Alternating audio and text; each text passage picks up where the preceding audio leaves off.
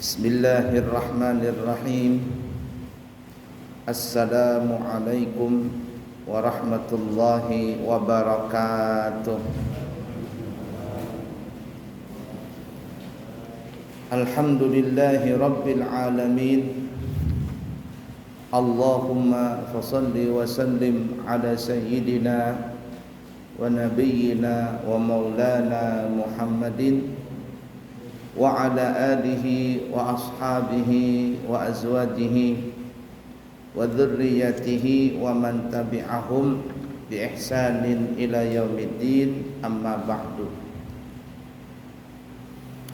Di kesempatan kali ini kita akan membahas satu hadis yang diriwayatkan oleh Al-Imam Malik, Imam Nasa'i, Imam Ibnu Majah dan Imam Hakim, yang bersumber dari seorang sahabat yang bernama Abdullah As-Sunabihi, bahwa Nabi kita Muhammad sallallahu alaihi wasallam beliau bersabda. Apa sabda Nabi ini? Idza tawadda al-'abdu famadmada kharajatil khataya min fihi. Apabila ada seorang hamba berwudu lalu dia berkumur-kumur, maka keluarlah kesalahan-kesalahan, dosa-dosa yang diperbuat dari mulutnya itu. Nah, jadi kalau kita berwudu kumur-kumur lalu kita keluarkan air kumur-kumur tadi dari mulut kita, jar Nabi, maka dosa-dosa mulut dari kata-kata kotor, jorok dan sebagainya yang kurang baik, ya, yang tidak berkaitan dengan manusia. Kalau menggosip, memfitnah, itu berkaitan dengan manusia. Nah, jadi kata-kata yang tidak baik ini mengandung dosa. Tapi kalau ada orang berwudu lalu dia berkumur-kumur, maka keluarlah dosa-dosa tadi bersamaan dengan air wudu yang keluar dari mulutnya. Rontok bahasa kitanya, dosa-dosanya. Oleh karena itu, kalau berwudu, pada saat kita berkumur-kumur, dianjurkan kita berkumur-kumur itu dengan mubalaghah, artinya dengan bersungguh-sungguh. Jar orang Banjar berhimat berkumur-kumurnya. Ini selain orang yang puasa. Kalau orang yang puasa tidak dianjurkan berkumur-kumur dengan berhimat-himat, dengan kuat. Jadi kalau orang berpuasa, baik sunnah ataupun wajib, tunai ataupun qadha, boleh berkumur-kumur pada saat berwudu. Tapi ada syaratnya. Yang pertama, tidak boleh berhimat-himat, tidak boleh bersungguh-sungguh, sekedarnya saja. Yang kedua, tidak boleh lebih daripada 3 kali. Jadi 1 keluar, 2 keluar, 3 keluar, masuk keluar, gitu-gitu aja. Tapi kalau kita tidak puasa, maka dianjurkan berkumur-kumur itu dengan bersungguh-sungguh. Ini wak, itu. Lalu kita keluarkan air yang di mulut tadi. Menurut Nabi, dosa yang ada di mulut itu akan luntur dengan air kumur-kumur tadi.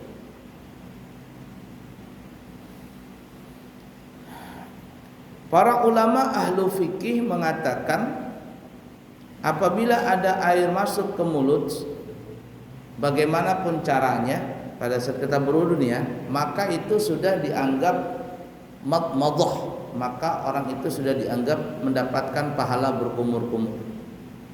Baik teman sederhana saja, plok-plok itu sudah dapat pahala. Atau masuk langsung ditelan, ya harus langsung diminum, sudah dapat pahala berkumur-kumur. Atau yang paling bagus adalah masukkan air, digoncang-goncang di dalam mulut sampai keluar, dikeluarkan lagi, itu yang paling afdal. Atau dimasukkan ke dalam mulut, goncang-goncang langsung ditelan juga boleh. Cuman hati-hati aja kalau sakit perut karena air mentah ditelannya. Nah, jadi seperti itu tuh. Intinya bagaimanapun caranya pada saat kita berwudu ya, kita masukkan air ke mulut, maka sudah hasalal madmadah, maka sudah mendapatkan, maka sudah dikatakan berkumur-kumur. Nah, itu fadilah atau keutamaan daripada berkumur-kumur. Fa idzastanthara kharajatil khataya min anfihi. Dan apabila dia memasukkan air ke hidung, masukkan air ke hidung, lalu istansara, dia menghembuskan air tadi dari hidungnya, mengeluarkan, maka niscaya keluarlah dosa-dosa dari hidungnya. Dosa penciuman ini, apa-apa aja yang dicium yang kurang pantas, maka keluarlah dosa-dosa yang dihasilkan dari hidung tadi dengan lunturnya bersamaan air wudu yang keluar dari hidung itu. Bahkan dianjurkan kalau kita istinsyak, memasukkan air ke hidung ini, lalu istinsar, mengeluarkan air dari hidung tadi. Istinsak dengan istinsar itu, kalau istinsyak memasukkan ke hidung air tadi, istinsar mengeluarkan, menghembuskan, mengeluarkan air dari hidung. Nah, kalau kita bukan puasa, seperti halnya tadi berkumur-kumur ya, kalau kita tidak puasa, maka dianjurkan untuk memasukkan air ke hidung itu dengan sekuat-kuatnya, artinya sekuatnya sedalam-dalamnya. Terutama bagi orang yang baru bangun tidur, dianjurkan oleh Nabi untuk memasukkan air itu ke hidung sampai ke tulang hidung. Kenapa? Jar Nabi, karena syaitan itu dia bertengger, bersarang di dalam hidung orang yang sedang tidur. Jadi kalau ada orang yang tidur, itu syaitan masuk, dia bersarang di hidung sini. Nah, kalau ada orang bangun lalu membaca doa alhamdulillahilladzi ahyana ba'dama amatana wa ilaihin nusyur, maka terputuslah tali dulu. Kan setan itu kan kalau kita tidur, setan mengikat kita dengan 3 ikatan, lalu dia bersarang di hidung sini. Kalau kita bangun, ikatan pertama putus. Makanya kalau orang bangun baca doa, segar sudah matanya dulu, tapi masih belum sempurna. Kalau dia berwudu, kata Nabi, maka putuslah ikatan yang kedua. Cuman setannya masih bersarang. Bersarangnya di mana? Di hidung. Nah, kalau ada orang berwudu, kata Nabi, lalu dia istinsyak, memasukkan air ke hidung. Jar orang Banjar nih ya, setan yang di dalam hidung itu akan lamas. Tahu lamas? Apa bahasa Indonesianya? Kelelep. Kelelep, disiram banyu. Oh, setan tadi. Bukalah setan tadi, lari. Ketika kita istinsar, maka setan tadi pun lari dia. Nah, itu resep dari Nabi. Kalau ada orang mengantuk, masukkan air ke hidung, tapi dengan dalam sampai ke tulang hidung ini kalau bisa. Lalu hembuskan air tadi, maka dia hilang ngantuknya, karena ngantuk itu dari sarangnya setan tadi. Tapi kalau ada orang ngantuk, cuman cuci muka begitu, lihat saja setelah cuci muka malahan tambah mengantuk. Kenapa? Karena adem, ditambah lagi kipas angin atau AC, wah tambahnya mengantuk dia.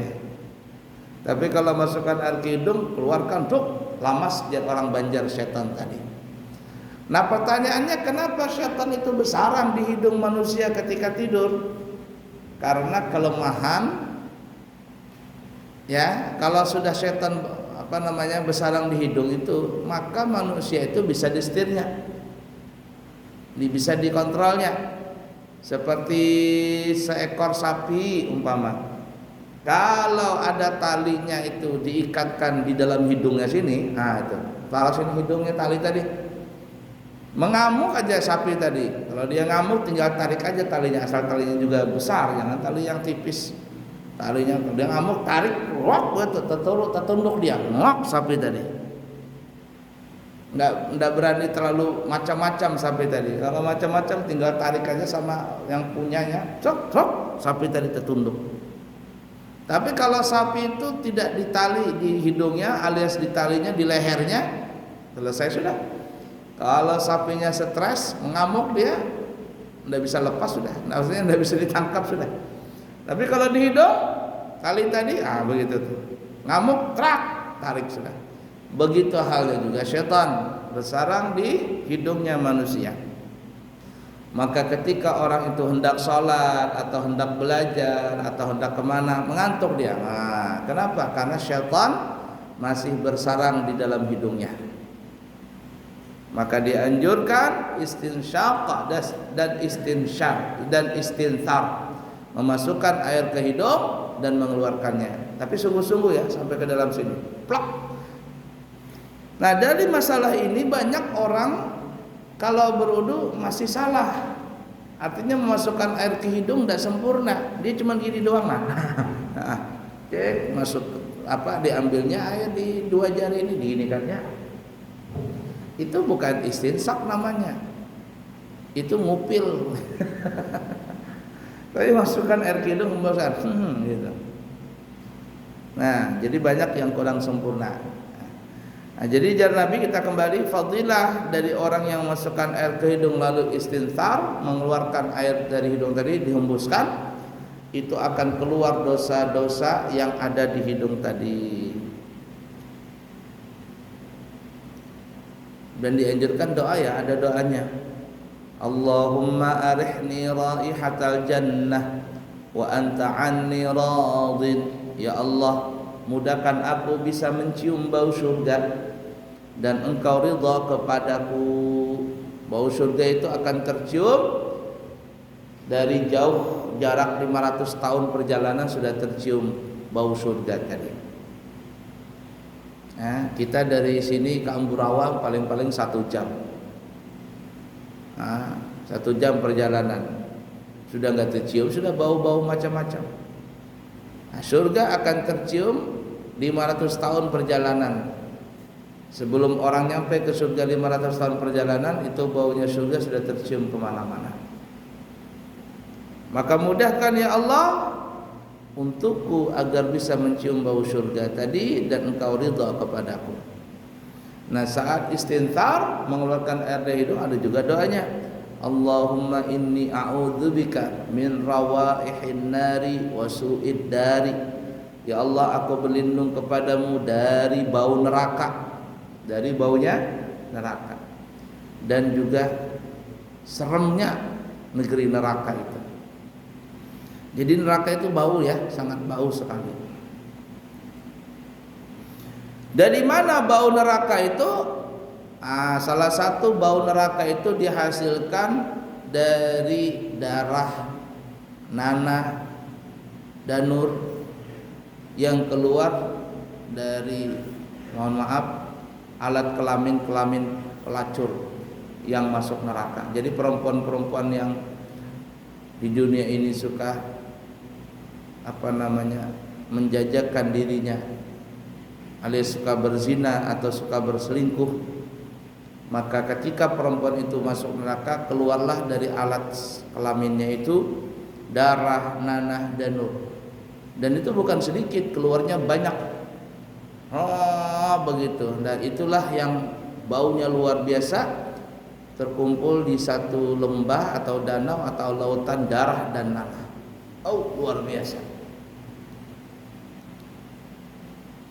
Belum lagi bangkai-bangkai, pokoknya tidak bisa dipikirkan lah. Apa yang terlintas di otak kita ini tentang begitu seremnya api neraka, itu belum ada apa-apa dengan yang aslinya nanti, yang ada dalam neraka. Mengerikan sekali. Bahkan dalam riwayat hadis yang lain dikatakan ada sekelompok manusia Dia punya perut ini, orang Banjar apa bungkas dia? Robek. Perutnya ini robek, keluar isi pepurutannya itu. Pepurutannya itu keluar semuanya. Tapi nggak mati, karena di neraka itu nggak ada mati, nggak ada hidup. Dibilang mati, hidup, dibilang hidup, tapi badan hancur. Nah, orang ini pepurutannya tak keluar semuanya, robek perutnya, isi perutnya tak keluar. Lalu diarak oleh malaikat, disuruh jalan, menghirit dia punya pepurutan ini. Ya, pokoknya ndak karuan sudah, pokoknya berdarah-darah, sambil malaikat memukul orang-orang ini. Dari perut yang tak keluar itu mengeluarkan bau yang luar biasa, bau busuk yang luar biasa. Saya pribadi merasakan bau yang paling busuk untuk di dunia nih ya, yang saya tahu nih ya, tidak ada bau yang paling busuk kecuali bangkai manusia.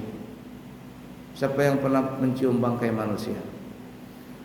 Itu luar biasa, itu ngeri baunya. Saya pernah waktu itu masih baru datang dari Hadramaut, baru pertama kali ke Balikpapan. Terjadi banjir di Gunung Pasir tahun berapa tuh? 2005 atau 2006. Terjadi banjir itu apa namanya? Yang di Telaga Sari apa namanya itu? Jebol dia punya air, bendungan tuh, larut semuanya ya, karena dia jebol bendungan tadi. Di daerah Masjid Nurul Ihsan tuh semuanya banyak yang hancur rumahnya. Nah, salah satu kejadian di situ ada 3 atau 4 orang meninggal dunia. Satu ibu, semuanya keluarga, ibu dan anak, entah bertiga atau berempat, saya lupa. 4 atau 5 hari baru ketemu tuh mayat tertimbun di dalam lumpur. Nah, jadi meninggal di situ. Lalu jasad ini mereka punya jasad ini dibawa ke rumah sakit Bayangkara atau Bayangkari itu? Bayangkara ya, situ. Saya ditelepon. Pak, katanya, ini jenazah yang meninggal yang terpendam sudah ketemu. 4 hari atau 5 hari ini baru ketemu. Bisa nggak nyolatkan di sini di rumah sakit? Ya, insya Allah. Datang saya ke situ. Pas masuk, ya Allah, mau ditaruh mayatnya itu di dalam musola itu, udah bisa bernapas rasanya saya. Luar biasa, karena sudah busuk jasadnya. Dimandikan ya, itu pun mandikan pakai apa namanya, pembersih lantai atau apa itu ya. Luar biasa baunya. Tapi alhamdulillah, ini bertiga ini surga, karena salah satu orang yang mati syahid akhirat itu adalah orang yang meninggal dalam keadaan tenggelam. Mereka surga, tapi ya namanya dunia tetap aja bau. Tapi kalau masalah akhirat, insya Allah mereka semuanya surga. Datang suaminya, saya berikan semangat, Pak, Masya Allah, Bapak jangan bersedih. Kalau seandainya Bapak ngelihat mereka semuanya ini, mereka akan bilang, Bapak jangan ngapain menangis, orang kita enak sudah di surga kok. Ya, kita enak di surga. Jadi sebenarnya kalau ada orang meninggal dunia, lalu ahli warisnya menangis, itu si mayit kalau dia bisa ngomong, dia akan ngomong. Kalau dia ahli surga nih ya, dia akan ngomong, kenapa kamu menangis? Orang aku sudah enak kok di surga ini, kok kamu tangisi aku? Nah, sebenarnya kalau orang yang menangis ketika ada seseorang yang dicintainya meninggal, itu bukan masalah meninggalnya, bukan masalah matinya si orang itu. Si orang yang hidup ini menangis karena dia merasa kehilangan. Coba lihatin saja, kalau ada umpama seorang ayah meninggal dunia atau ibu meninggal dunia, si anak bilang, aku nggak punya lagi bapak, aku nggak punya lagi ibu, gimana aku nggak punya bapak, aku nggak punya ibu. Yang dia pikirkan sebenarnya bukan si mayit, yang dia pikirkan dirinya. Gimana aku, suamiku meninggal dunia. Yang dia pikirkan bukan si mayit, tapi yang dia pikirkan dirinya. Ehonya itu kembali ke dia, efeknya itu. Yang meninggal mah meninggal sudah. Coba lihat orang meninggal itu, kalau ada orang meninggal yang hidup itu menangis, yang dia pikirkan sebenarnya bukan orang yang meninggal, dirinya. Nah itu ya. Nah, jadi yang paling bau itu adalah bangkai manusia. Nah kita kembali ke cerita tadi. Jadi ketika pepurutannya ini keluar semua, diarak oleh malaikat keliling neraka jalan. Lalu orang-orang yang disiksa, ya anggaplah kayak blok-blok ada ini, grup ini disiksa sama malaikat Zabaniyah, ini dosa ini di sini. Di kelompok-kelompokan siksaannya bermacam-macam. Orang-orang ini diarak supaya dilihat sama orang-orang yang sedang disiksa ini. Nah, orang-orang yang sedang disiksa ini ngelihat nih bebuhan nang perut keluar ini, mereka berkata, kami ini, kata orang-orang neraka, sudah capek, sudah sakit, sudah uyuh, jar orang Banjar, disiksa dengan siksaan yang berat. Kalian lagi lewat di depan gang kami ini, lewat di tempat lorong kami ini, perut kalian tuh mengganggu kami yang sedang disiksa, katanya. Kenapa? Karena pepurutannya ini mengeluarkan bau yang luar biasa busuknya. Busuk sekali. Nah, ini salah satu aroma busuk yang keluar dari perut orang yang ada di neraka. Kami ini sudah tersiksa dengan siksaan, ditambah lagi dengan perutmu yang bau itu. Nah, kenapa kalian kok bisa seperti itu? Bukankah kalian ini dulu hidup di dunia orang yang baik? Jadi orang-orang yang disiksa ini ngelihat, loh, dulu kamu kan di dunia kan orang baik, orang yang baik. Kalian ini adalah ulama-ulama, para pendai, para ustadz. Di dunia ini hidup kalian ini para ustadz, jadi kiai waktu di dunia, jadi pendai, pendakwah. Kenapa kok bisa masuk ke dalam neraka? Apa orang-orang yang dalam perutnya tak keluarin? Mereka bilang benar, katanya. Kami di dunia itu waktu di dunia memang kami ini para pendakwah, kami ini jadi kiai, kami jadi ustadz, kami jadi muballigh. Cuman masalahnya adalah kami cuman bisa menasehatin orang, tapi tidak bisa menasehati diri sendiri. Ibarat kata itu seperti apa ya? Seperti lilin, bisa nerangi orang tapi badan sendiri terbakar. Nah, ini disebutkan dalam riwayat seperti itu. Makanya para pendai-pendai, para penceramah-penceramah ini ngeri juga, ngeri-ngeri sedap. Ya, banyak ngerinya daripada sedapnya. Kalau dia cuma memberikan nasihat sama orang tapi tidak bisa mengamalkannya, ancamannya ya tadi, perutnya bungkas di neraka, masukkan neraka, perutnya dibungkas, tak keluar isi pepurutannya, disuruh menghirit perut-perut yang terbungkar tadi, kemudian diarak untuk mengelilingi neraka tadi. Ditonton sama orang-orang. Kamu kan dulu nasihatin saya, kenapa kau bisa masuk neraka? Nasallallahu salamu al-afiyah. Nah, itu ngerinya ya. Baik, jadi yang kedua tadi, siapa yang memasukkan air ke hidung, mengeluarkan air dari hidungnya, jar Nabi, maka rontoklah dosa-dosa yang ada di hidung tadi keluar dengan air yang ada dari hidung tadi. Lanjut. Fa idza ghasala wajhahu kharajatil khataya min wajhihi hatta takhruja min tahti asfari ainaihi. Siapa yang membasuh wajah ketika wudu, membasuh wajahnya, maka keluarlah dosa-dosanya bersamaan dengan air wudu itu, sampai-sampai kata Nabi dosa itu akan luntur dari ini, apa namanya ini, dari ujung-ujung matanya. Nah, dari sini keluar tetesan-tetesan. Jadi kalau kita wudu kan biasanya ada sini. Nah, sisa di sini. Nah, di sini pun keluar dari ujung pelupuk mata ini. Jadi kalau kita wudu kan ada sini. Nah, netes di sini dia. Ini keluar dosa dengan lunturnya air tadi. Keluar dari, jatuh dia dari jenggot kita, dari dagu kita. Ini air wudu ini mengandung apa namanya, dosa-dosa yang rontok. Makanya ada guru bercerita nih ya, ada ulama-ulama yang mukasyif, yang mereka kasyaf, mereka bisa melihat sesuatu yang tidak bisa dilihat oleh orang pada umumnya. Allah bukakan hijab. Terkadang orang wali-wali yang seperti itu ketika melihat ada orang berwudu, itu air wudunya itu berubah dengan bermacam-macam warna. Ada yang hitam, ada yang merah, ada yang coklat, macam-macam, dan mengeluarkan bau air wudhu tadi yang rontok ini.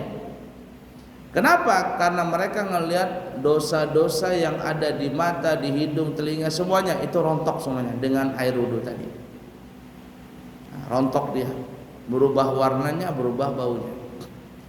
Tapi ketika dia ngelihat wajahnya orang yang wudhu tadi sudah bersih,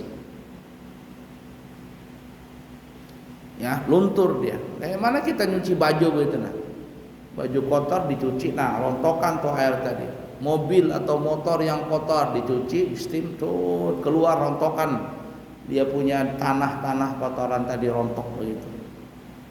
Nah tapi setelah bersih mengkilat motor dan mobil tadi.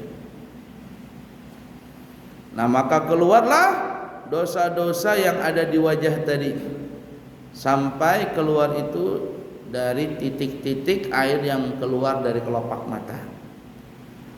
Fa idza ghasala yadayhi kharajatil khataaya min yadayhi hatta takhruja min tahti azfari yadayhi. Siapa yang membasuh kedua tangannya, tangannya basuh, maka rontoklah dosa-dosa yang dihasilkan dari tangan itu.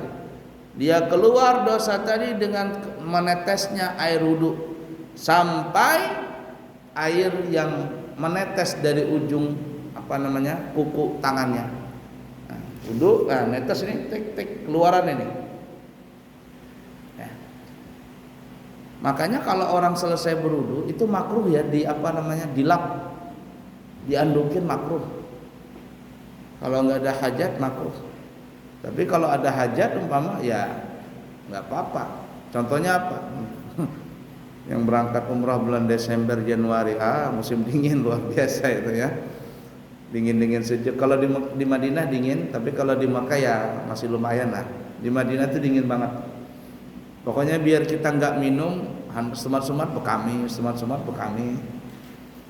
Pokoknya kalau sudah pulang dari salat di Masjid Nabawi, baru keluar assalamualaikum, orang pada larian semuanya. Kemana? Ke WC. Nggak bekami semuanya. Apalagi banyak minum nang begula, minum teh, minum kopi, setempat bekami. La ilaha illallah, ya. Itu.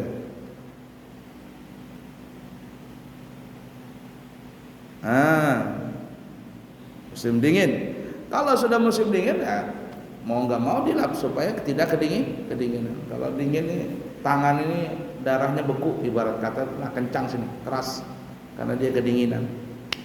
Dilap lah, enggak apa-apa. Itu ada hajat, tapi kalau nggak ada hajat makruh dilap, makruh dihandukin. Kenapa? Ya seakan-akan mengurangi daripada kualitas air tadi kan, supaya menghapus nih sisa-sisa dosa. Lah kita keringkan jangan, biar saja dia menetes sendiri. Kata Nabi, keluarlah dosa tangan tadi dari tetesan-tetesan yang keluar dari ujung jari tangan. Fa idza masaha bi ra'sihi kharajatil khataaya min ra'sihi hatta takhruja min udhunaihi. Barang siapa mengusap kepalanya, ini ketika berwudu dia usap itu. Makanya kalau berwudu semuanya diusap semuanya, jangan cik. Kalau di sini aja berarti dosanya cuma di sini yang rontok. Semua saat begitu. Insyaallah nanti kita praktek manasik umrah tuh ada tata cara belajar wudu mazhab Maliki. Karena kalau berwudu kita tawaf, berwudu dengan mazhab Syafi'i, bersentuhan dengan perempuan yang bukan mahram, batal wudu kita. Nah, nanti ada caranya, insyaallah diterangkan tata cara berwudu dengan mengambil pendapatnya Imam Malik. Jadi setelah berwudu kita nggak batal lagi bersentuhan dengan istri kita atau tersentuh dengan perempuan yang bukan mahram ketika tawaf, aman saja. Asal jangan bekantut atau makan daging onta. Selesai wudu begitu di hotel menyediakan makan malam, sekalinya dagingnya daging onta, batal wudu kita. Makan daging onta dalam mazhab Imam Malik batal, kalau Imam Syafi'i nggak batal. Kenapa batal? Nah itu ceritanya, waktu itu Nabi dengan sahabat lagi makan, dijamui makan. dijamu sama seseorang untuk makan. Nah waktu itu makan daging onta, lalu ketika lagi asik-asik makan ada nang buang angin, cut gitu. Suaranya nggak ada, cuman keciuman baunya di mana-mana, mendingur baunya jar orang Banjar. Ketika lagi makan, sahabat ini saling lirik, siapa nang buang gas ini, bau harum. Bau harum jar orang Banjar kayak bau naga besaung, artinya saking baunya itu kayak naga berkelahi. Gimana kalau naga berkelahi itu? Kalau ayam saja berkelahi di kandang kan, hambur-hambur kotorannya tuh bau dia. Bagaimana naga besaung? Nah, itu istilah orang Banjar aja. Saling lirik. Siapa? Bau nih. Nabi sebenarnya mencium bau itu, tapi Nabi tenang saja makan. Lalu ada sahabat yang nyeletuk, kalau mau tahu siapa yang kentut, nanti lihat. Setelah ini kan kita sholat. Nah kalau ada yang berudu, itu yang kentut.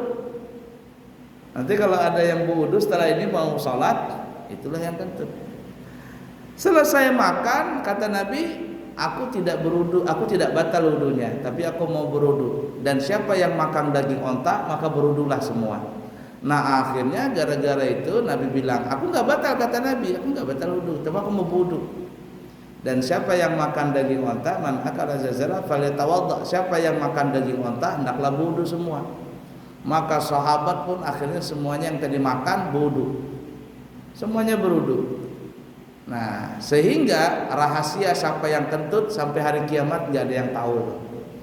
Itu kenapa seperti itu? Karena Nabi subhanallah cinta dengan sahabatnya. Sampai masalah kentut pun Nabi tidak kepingin sahabatnya itu dibikin malu gara-gara kentut.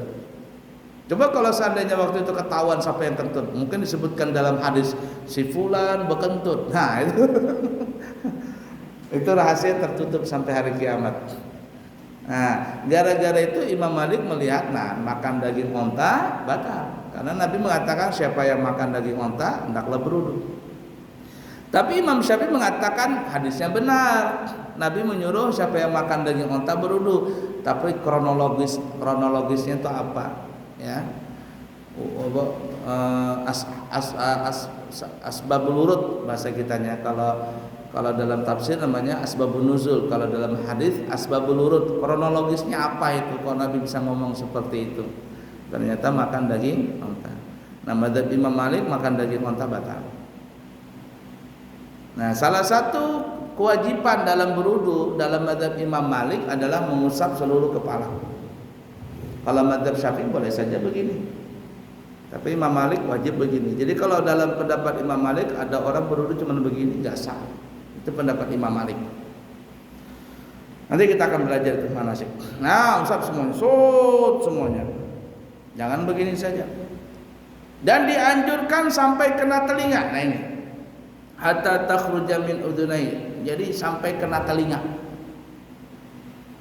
Karena menurut Imam Malik kalau nggak salah, Imam Malik berpendapat telinga ini masuk kepala. Kalau Imam Abu Hanifah mengatakan kalau tidak salah telinga masuk wajah. Makanya kalau kalangan Hanafi berwudu dia wudu kena telinga. Kalau madzhab Malik berwudu kena telinga. Mengusap kepala kena telinga. Nah Imam Syafi'i mengatakan telinga ini adalah dia berdiri dengan sendirinya, otonomi daerah. Dia tidak masuk wajah, dia tidak masuk telinga, dia cuma sendiri di tengah-tengah ini, sengketa ini. Nah karena dia sengketa, Imam Syafi'i tidak mengatakan ini masuk wajah, tidak masuk telinga. Kalau pendapat yang lain telinga masuk wajah, sehingga ketika berwudu kenakan wajah, kenakan telinga.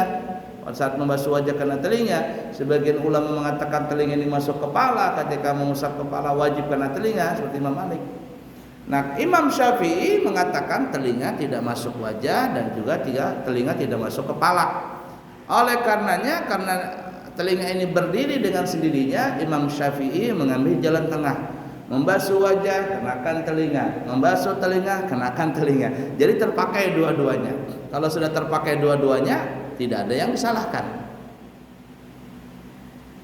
Nah, jadi seperti itu. Nah, kata Nabi, siapa yang mengusap kepalanya, maka keluarlah dosa-dosa dari kepalanya sampai air itu yang keluar dari tetesan telinganya. Nah, kita wudu, nah ada tetesan dari telinga,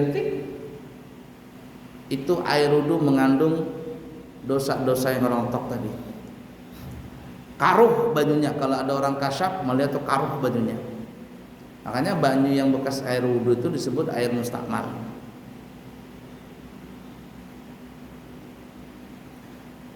Lanjut. Fa idza ghassala rijlaihi kharajatil khataaya min rijlaihi hatta takhruja min tahti alfari rijlaihi. Siapa yang membasuh kedua kakinya, maka keluarlah dosa-dosa yang ada di kaki dengan air wudunya. Ya, keluar dosa tadi melalui kaki sampai tetesan-tetesan yang keluar dari ujung kuku jari kakinya. Netes nih.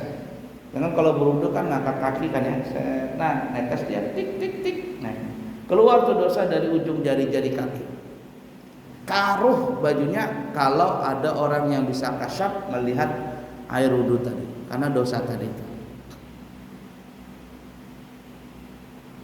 Tsumma kana masyuhu ilal masjidi wa salatuhu nafilah. Ya, kemudian berjalanlah ke masjid orang tadi dan salatnya adalah tambahan pahala baginya. Ya, ini salat sunnah yang bisa dimasukkan adalah salat sunnah wudu. Nah, setelah dia berwudu, selesai wudu, lalu dia salat sunnah atau salat wajib sekalian. Kalau dia mau salat sunnah wudu, maka salat yang dia kerjakan, yang sunnahkah, yang wajibkah, itu adalah tambahan dari pahala yang dia kerjakan. Dianjurkan ya habis wudu itu salat sunnah wudu. Sayyidina Rasulullah, Nabi kita Muhammad SAW pernah bertanya kepada Bilal, ya Bilal, aku melihat dan mendengar, kata Nabi, sendalmu itu kedengaran suaranya sampai di surga. Jadi kalau Sayyidina Bilal itu jalan terletak. Zaman dulu kan pakai trompa kan, sendal kayu. Ya, atau sendal biasa. Jalan Sayyidina Bilal terletak. Nabi itu mendengar Bilal jalan di surga, tapi suaranya itu sampai ke surga. Jalannya di dunia, suara jalannya itu sampai ke surga. Kedengaran. Orangnya masih di dunia, tapi suara jalan sendalnya Sayyidina Abu Hurairah itu sampai kedengaran di surga. Lalu Rasul bertanya kepada Abu Hurairah, apa yang kau kerjakan tuh Abu Hurairah? Kau bisa punya makom tinggi seperti itu gimana? Apa yang kau amalkan? Kalau yang wajib, itu jangan ditanya. Yang wajib mah biasa, itu sudah harga mati. Ini amalan apa kok bisa kau punya makom seperti itu tuh? Orangnya masih di dunia tapi bunyi sendalnya sudah sampai ke surga. Alias pasti masuk surga. Apa yang kau amalkan? Kata Rasulullah. Kata Abu Hurairah, ya Rasulullah, yang aku amalkan adalah setelah selesai aku berwudu, aku melaksanakan salat sunnah 2 rakaat. Itu yang dikenal dengan salat sunnah wudu. Oh, itu tuh amalannya tadi. Nah, dalam mazhab kita Syafi'i, pendapat Imam Ramli khususnya dan pendapat ulama yang lainnya, salat sunnah wudu ini para jamaah boleh kita gabungkan dengan salat sunnah apapun. Jadi kalau kita habis berwudu di rumah nih ya, masuk ke masjid kita salat qobliyah, maka gabungkan saja. Aku niat salat sunnah wudu, salat tahiyatul masjid, dan salat sunnah fajar umpama. Aku salat sunat wudu, salat tahiyatul masjid, dan qobliyah zuhur umpama. Boleh. Kerjanya 1, pahalanya 3. Ibarat kata orang bisnis itu, pemasukan banyak, pengeluaran sedikit. Untungnya banyak nih. Modal sedikit, untung banyak. Nah, jadi seperti itu. Salat sunat wudu boleh digabung. Nah, para ulama berbeda pendapat tentang berapa jaraknya antara berwudu dengan melaksanakan salat sunnah wudu. Itu para ulama berbeda pendapat. Sebagian mengatakan jaraknya setelah berwudu lalu kita takbiratul ihram salat wudu itu jaraknya kurang lebih senggang waktu bacaan Al-Kafirun dan Al-Ikhlas. Paling-paling cuma 2 menit. Lewat 2 menit maka tidak ada lagi sunnah. Tidak disunahkan lagi salat sunnah wudu. Ini pendapat yang agak kerasan. Pendapat yang kedua mengatakan sekedar orang salat 2 rakaat, artinya kurang lebih 5 menit. Setelah berwudu kita langsung salat sunnah wudu. Lewat daripada 5 menit maka tidak dianjurkan salat sunnah wudu. Ini pendapat yang kedua. Nah, pendapat yang ketiga, dan ini yang paling banyak dipakai para guru-guru, Apa itu? Selama air wudu belum kering di badan, maka dianjurkan kita untuk sholat sunnah wudu. Kalau sudah kering wudunya, maka tidak dianjurkan lagi sholat sunnah wudu. Ini pendapat ketiga. Ini kebanyakan guru-guru menyarankan seperti itu. Tapi saya pribadi mengambil pendapat yang keempat ini. Kenapa? Karena sholat sunnah wudu ini bukan sholat yang berkaitan dengan waktu, dia berkaitan dengan sebab. Nah, pendapat yang keempat adalah kalau kita selesai berwudu dan selama kita belum batal wudu, maka kita boleh mengerjakan sholat sunnah wudu. Boleh kita mengerjakan sholat sunnah wudu. Nah, jadi seperti itu tuh untungnya ngambil pendapat yang keempat ini, dan ini yang saya pakai. Kenapa? Alasannya adalah karena sholat sunnah wudu ini bukan sholat sunnah yang berkaitan dengan waktu. Kalau berkaitan dengan waktu kan seperti duha, witir, qobliyah, ba'diyah, idul fitri, idul adha, itu ada waktunya. Kalau sunnah wudu ini tidak ada berkaitan dengan waktu, dia berkaitan dengan sebab. Pokoknya selesai berwudu, selama kita belum batal, maka kita dianjurkan sholat sunnah wudu. Nah, jadi nanti kalau yang berangkat umrah wudu di hotel, kemudian jalan ke masjid, sampai di masjid sholat aja, sholat sunat wudu, sholat tahiyatul masjid, sholat qobliyah, pahalanya besar. Nah, untuk mendapatkan pahala yang bernilai berlipat-lipat ganda. Baik, mungkin seperti itu. Cukup sekian dulu, insyaallah kita akan sambung lagi di kesempatan yang akan datang. Insyaallah kami berangkat membawa jamaah di tanggal 27 dari Balikpapan sore hari menuju Surabaya dulu, tanggal 28 baru berangkat umrah kembali ke Balikpapan mungkin tanggal 9 atau tanggal 10. Kita lihat jadwalnya nanti. Kemudian di tanggal 22 Januari insyaallah kami berangkat lagi umrah membawa rombongan yang kedua. Nah, di Januari tanggal 22 ini, Januari masih ada seat yang kosong. Siapa tahu ada jamaah yang kepingin berangkat umrah 12 hari 32 juta, maka segera menghubungi kami supaya ada seat yang kosong bisa terpenuhi. Kemudian bagi jamaah yang keluarganya sudah meninggal dunia dan ingin dibadalkan umrah, insyaallah kami pribadi siap untuk membadalkannya. Kami langsung yang membadalkannya. Dan untuk masalah ujrah dan lain sebagainya nanti telepon-teleponan saja. Jadi kita nanti bisa diskusikan masalah biayanya. Kemudian yang selanjutnya, siapa yang kepingin berhaji tahun 2024 haji furoda langsung, maka kami siap untuk membantu untuk melaksanakan haji. Saya dengar-dengar katanya pemerintah sudah mengeluarkan ya 105 juta itu. Betulkah? Haji reguler 105 juta. Nah, kalau yang furoda ini kami buka dengan harga ada dua, 185 juta itu bintang 3 berangkat dari Surabaya. Kemudian yang kedua 195 juta bintang 5 berangkat dari Jakarta. Bedanya 10 juta, sama 30 hari. Jadi yang 195 bintang 5, 185 bintang 3. Dan kalau sudah mendaftar itu harus biometrik. Jadi nggak kayak umrah. Kalau umrah kan santai saja, tapi kalau yang berhaji ini harus bolak-balik dulu. Kalau dari Jakarta ke Jakarta dulu sekali biometrik. Nah, kemudian kembali untuk pengambilan visanya, kembali lagi ke tempatnya asalnya, bekerja seperti biasa. Nanti hari keberangkatannya baru berangkat lagi. Nah, jadi ada biometrik. Nah, jadi seperti itu. Siapa yang berminat maka segera mendaftar. Diusahakan yang kepingin haji mendaftarnya sebelum bulan puasa. Kalau bulan puasa harganya naik, biometriknya mahal di bulan puasa. Jadi kalau bisa sebelum bulan puasa yang kepingin haji furoda.